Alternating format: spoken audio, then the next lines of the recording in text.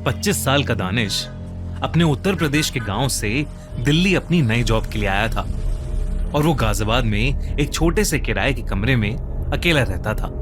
दानिश वैसे तो बहुत खुशमिजाज लड़का था, लेकिन वो आसानी से घबरा जाता था और इसी आत्मविश्वास की कमी होने की वजह से वो पिछले 2 साल से अनएम्प्लॉयड था। बहुत मुश्किलों के बाद अब उसे एक अच्छी नौकरी मिली थी। पहली सैलरी मिलते ही उसने सबसे पहले पुरानी दिल्ली में रहने वाले अपने करीबी मामा मामी और उनकी फैमिली के पास जाने का फैसला किया। मामा का घर काफी पुराना था, जहां आंगन में एक बड़ा सा नीम का पेड़ था। उसके पत्ते हमेशा सरसराते रहते थे। दानिश जब उनके घर पहुंचा और डोरबेल बजाई तो मामा ने दरवाजा खोला और उसे गले से लगा लिया। सभी बहुत खुश थे।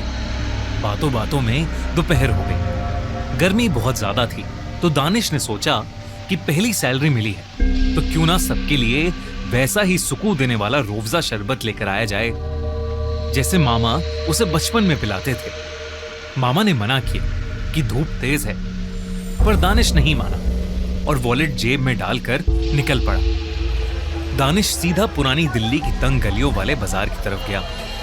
वो गलियों के शोर, लोगों की भीड़ और ट्रैफिक के बीच दुकानों को देख रहा था। तभी उसे गली के आखिर में बहुत ही पुरानी पर सुंदर दुकान दिखी।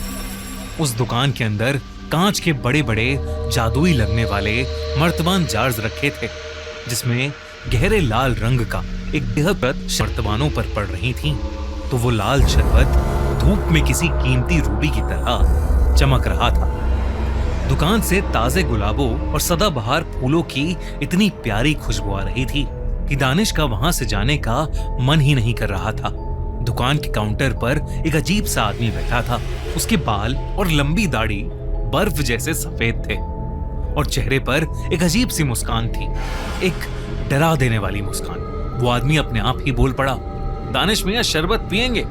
दानिश ने उसे अपना नाम नहीं बताया था। उस आदमी ने हंसते हुए वाले हर प्यासे का नाम वो खूबसूरत गहरे लाल रंग का शरबत निकाला और दानिश के सामने रख दिया।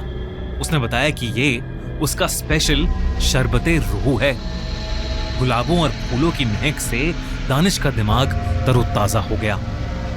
दानिश ने एक घूंट लिया और जैसे ही शरबत उसके गले से नीचे उतरा, उसे ऐसा लगा कि जैसे उसके शरीर की सारी थकान और घबराहट पल भर में छूमंतर हो गई है और उसमें जैसे एक नया कॉन्फिडेंस आ गया हो। दानिश ने एक्साइटेड होकर उस शरबत की 10 बड़ी बोतलें खरीद लीं, लेकिन अचानक बोतलें देते वक्त उस आदमी ने दानिश का हाथ पकड़ लिया। उसका हाथ बर्फ से भी ज्यादा ठंडा था। उस दुकानदार ने अपनी आंखें दानिश की आंखों में गाड़ कर बिल्कुल धीमी सरसराती आवाज में कहा, ये शरबत तुम्हारे अंदर की सारी कमजोरी को हमेशा के लिए निगल जाएगा, लेकिन इसकी कीमत ये खुद मांगेगा और जब वक्त पूरा हो जाएगा तो मैं अपना हिसाब खुद कर लूंगा। दानिश को उसकी ये बात सुनकर हंसी आ गई। उसे लगा कि ये दुकानदार उम्र की वजह से थोड़ा पागल हो गया है। दानिश ने काउंटर पर पैसे रखे, सारी बोतलें उठाई और वापस मामा के घर पहुंच गया। घर आकर दानिश ने सबको वो लाल शरबत पिलाया। मामा मामी और उनके बेटा और बेटी सबको उस शरबते रूह का टेस्ट बहुत अच्छा लगा और सबने कहा कि उन्होंने ऐसा शरबत जिंदगी में आज तक कभी नहीं पिया है। दानिश ने मामा की फैमिली के साथ डिनर किया और फिर अपने घर वापस लौट गया। उस दिन के बाद से दानिश ने रोज सुबह शाम वो शरबत पीना शुरू कर दिया। वो अब पहले से कई गुना ज्यादा एक्टिव और ताकतवर महसूस करने लगा था। ऑफिस में भी सब उसकी तारीफ करने लगे थे। लेकिन कुछ ही दिनों बाद एक अजीब और खौफनाक खबर आई। उसके मामा की सबसे छोटी बेटी, जो रात को आइसक्रीम खाने निकली थी, अचानक घर से लापता हो गई। ये सुनते ही दानिश तुरंत मामा के घर शिफ्ट हो गया ताकि वो इस मुश्किल वक्त में उनके साथ रह सके और उनका ध्यान रख सके। पर मामा के घर में कुछ अजीब था। एक रात करीब 3 बजे दानिश की नींद एक अजीब सी आवाज से खुली। उसके मामा के कमरे से डरावनी आवाजें आ रही थीं, मानो कोई 2 आवाजों में गुर्रा रहा हो। उसने छिपकर देखा तो मामा धीरे धीरे अपने हाथ का मांस निकालकर खा रहे थे।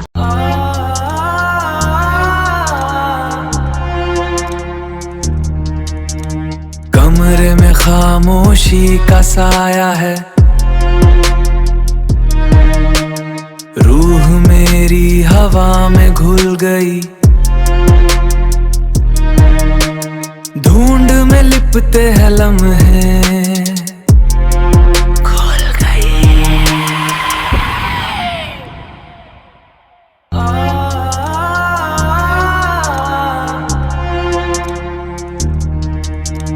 कमरे में खामोशी का साया है, बताने गया तो वो लोग भी घर से गायब थे। दानिश को अचानक रूह मेरी हवा में घुल गई, रात के 3 बज रहे थे, लेकिन दानिश लोकल पुलिस स्टेशन भागा, धुंध में लिपटे हैं लम्हे और उन्हें पूरी कहानी बताई। दानिश के पागलपन को देखकर इंस्पेक्टर और 2 कांस्टेबल को लेकर पुरानी दिल्ली की उस गली की तरफ पहुंचे जहां से दानिश ने शरबत लिया था। लेकिन जैसे ही वो लोग वहां पहुंचे, दानिश के पैरों तले जमीन खिसक गई। उस गली के कोने में कोई दुकान थी ही नहीं, बल्कि सिर्फ एक पुरानी काली जली हुई दीवार और खंडर था। पुलिस वालों के मुताबिक वहां सालों से कोई दुकान नहीं थी। पुलिस को लगा कि दानिश का दिमाग पूरी तरह खराब हो चुका है, इसलिए उन्होंने उसे जोर से डांटा और वहां से चले गए। पर दानिश पूरी रात उस खंडर वाली जगह पर अपने मामा और मामी को पुकारता रहा।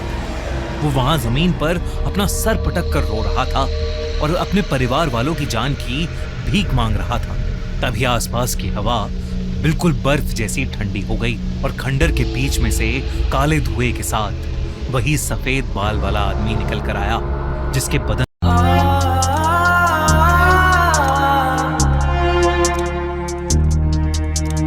कमरे में खामोशी का साया है, रूह मेरी हवा में घुल गई, दानिश को पीछे दीवार पर पटक दिया। धुंध में लिपटे हैं लम्हे अंधेरा कारखाना नजर आया और उस दानिश ने जो देखा उससे उसकी सांसें ही रुक गईं।